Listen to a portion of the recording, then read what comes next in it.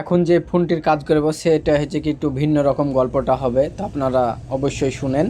এটা হচ্ছে যে কি জিও কোম্পানির ফোন, মানে সুই জ্বালা কিপ্যাড। একমাত্র জিওরই এই কিপ্যাড, এই বাটানালাগুলোতে নেট চলে, এই জিওর এই ফোনগুলোতেই, তাছাড়া চলে না।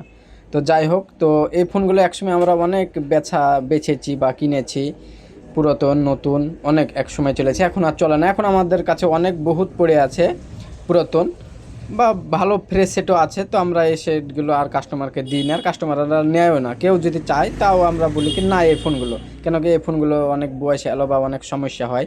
তো একটা বয়স্ক মানুষ প্রায় অনেক বয়স, মানে জীবনের শেষ মুহূর্তে চলে এসছে, তো ওই মানুষটা আমাকে বলল কি ভাই এরকম এরকম আমাকে একটা ফোন দিতে হবে, ছোট সুইজালা, যেগুলো তো নেট চলবে বা দেশের খবর মানে বয়স্ক মানুষ শোনা হবে, এবং রোয়াজ এবং জালসা কোনো সময় গজালগুলো যেন শোনা হয়, কেন কি শেষ বয়সে আর সময় কাটে না ভাই।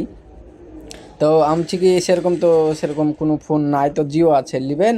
তো বলছে কি হ্যাঁ, একটা দেখালাম ওকে। তো দেখার পরে বডিটা পুরাতন বা নতুন ব্যাটারি লাগিয়ে এবং অরিজিনাল নতুন বডি লাগিয়ে, কেন কি মানুষটা একটু শৌখিনে, বয়স হয়ে গেলেও শৌখিনে মানুষ, তো বলছি একটু যেন ভালো লাগে, নতুন ফিল হয়, সেরকম একটা ফোন দেয় আমাকে। আমি বলছি ঠিক আছে তাহলে বসেন, আমি সুন্দর করে নতুন ব্যাটারি লাগিয়ে এবং বডিটা চেঞ্জ করে দিয়ে এবার সব কিছু চেক করে দিয়ে সুন্দর করে দিলাম।